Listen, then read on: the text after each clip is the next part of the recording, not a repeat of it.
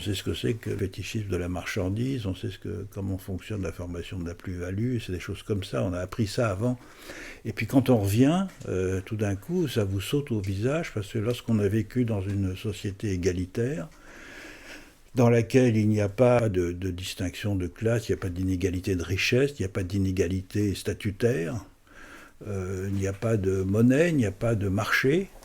Donc un monde extrêmement différent de celui dont on est familier, et tout d'un coup, le fait que le monde des Blancs soit le monde de la marchandise, comme le disait David Kopenawa, vous saute au visage avec une violence extrême.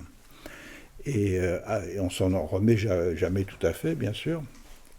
Et on essaye d'utiliser ce qu'on a pu apprendre à la fois sur le terrain et surtout avec la fréquentation des travaux ethnographiques.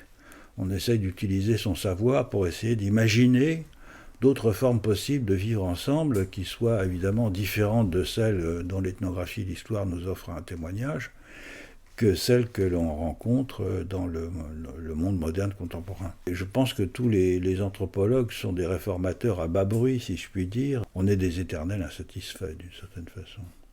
Et ce livre est un peu le produit de cette insatisfaction, oui.